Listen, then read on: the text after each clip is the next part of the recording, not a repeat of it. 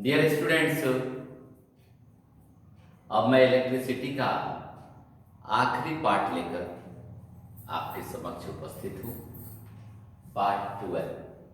Part 1 से लेकर part 12 तक हमने पूरे इलेक्ट्रिसिटी को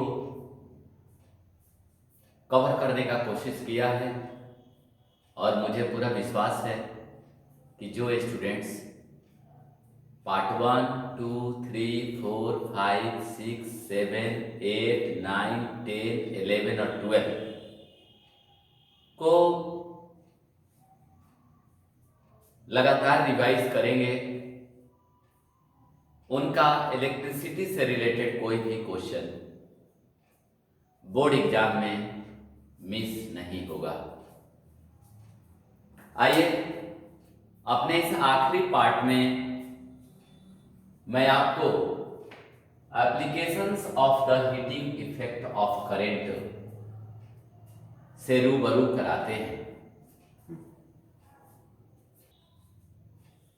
applications of the heating effect of current. Heating effect of current से हम 3 प्रकार का वर्क लेते हैं। पहला, हीटिंग अप्लायंस को गर्म करके उससे हीट प्राप्त करते हैं। दूसरा, फॉर प्रोड्यूसिंग लाइट प्राप्त करते हैं।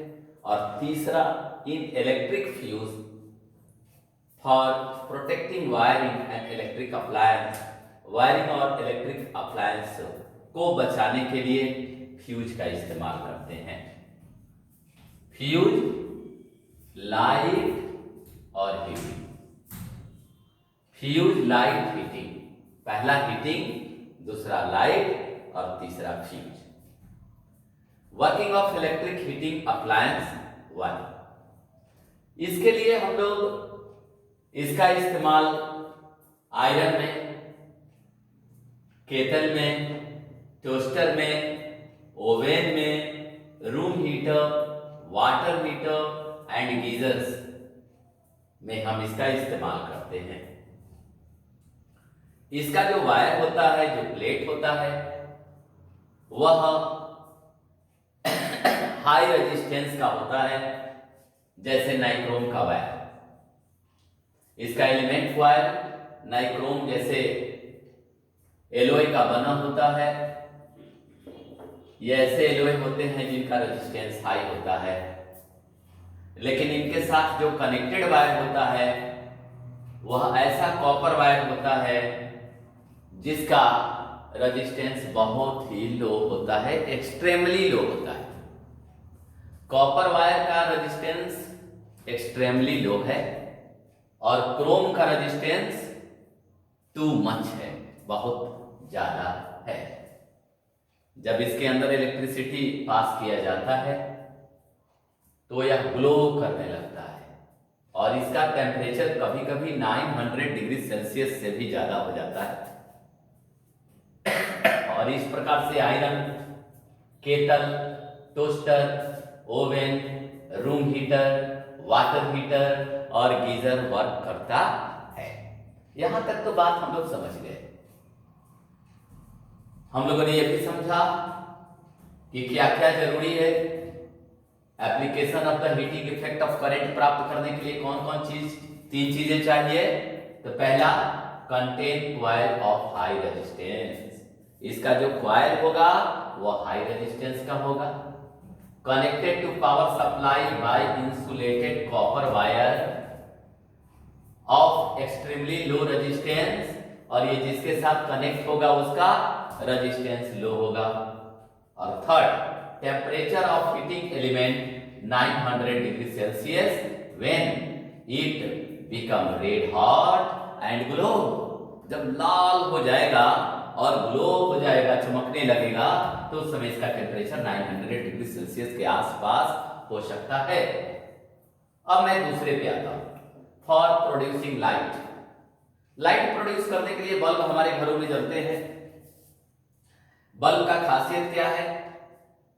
तो यह ग्लास का बना होता है और इसके अंदर अनरिएक्टिव गैस, आर्गन और नाइट्रोजन जैसे गैसेस भरे होते हैं, ताकि ये गैस ऑक्सीडेशन नहीं कर सके, ऑक्सीजन के साथ रिएक्शन करके बर्न हो। और इसमें जो फिलामेंट लगा होता है वो टंगस्टन नामक एलॉय का होता है, और यह फिलामेंट ऐसा होता है जिसका एरिया काफी कम होता है और लंबाई बहुत अधिक होती है। इसका रेजिस्टेंस हाई होता है और इसका हाई मेल्टिंग पॉइंट है, यहां तक कि 2380 2388 डिग्री सेल्सियस तक, और कभी कभी 2500 डिग्री सेल्सियस तक टेम्परेचर हो जाने पर भी यह मेल्ट नहीं होता है। Filament has low rate of evaporation, कितनी भी ज्यादा टेम्परेचर कर लो यह जल्दी इवेपोरेट नहीं होगा, वेपर बन के नहीं उड़ेगा, यह भी इसका खासियत है। तो ऐसे फिलामेंट में जब करंट पास किया जाता है तो चूंकि इसके कॉइल का हाई रेजिस्टेंस है तो यह टेम्परेचर क्रिएट करता है, और इतना ज्यादा टेम्परेचर क्रिएट करता है कि यह रेड हॉट हो जाता है और ग्लो करने लगता है, यह भी लाइट देने लगता है।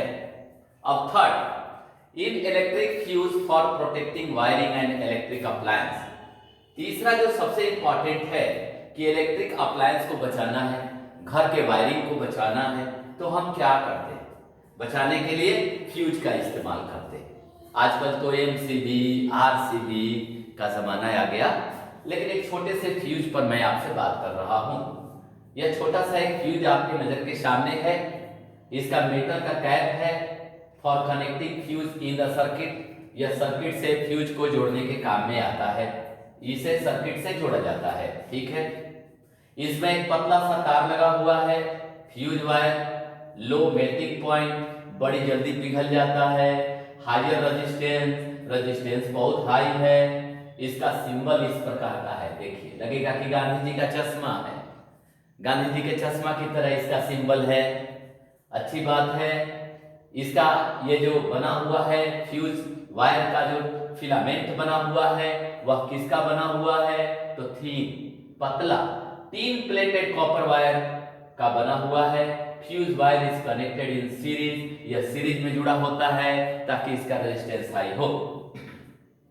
जैसे ही घरों में शॉर्ट सर्किट की समस्या उपस्थित होती है, ओवरलोडिंग की स्थिति पैदा होती है, वैसे ही यह मेल्ट हो जाता है, पिघल जाता है, और जिसके कारण पूरा का पूरा सर्किट ब्रेक हो जाता है, टूट जाता है, और इस प्रकार घरों का वायरिंग बच जाता है और इलेक्ट्रिक अप्लायंस बच जाता है जलने से। तो इस प्रकार आपने अपने इस आज के इलेक्ट्रिसिटी पार्ट 12 के आखिरी इस एपिसोड में देखा कि application of the heating effect 3 तरह का वर्क करते हैं। एक हीटिंग प्रोड्यूस करने के लिए, दूसरा लाइट के लिए, और तीसरा फ्यूज बनाने के लिए। Working of electric heating appliance for producing light and in electric fuse for protecting wiring and electric appliance. हाँ, तो कृपया पार्ट 1 से पार्ट 2 तक जरूर पढ़ें। अच्छा लगे तो शेयर करें और सब्सक्राइब जरूर से जरूर करें, लाइक भी करें। धन्यवाद।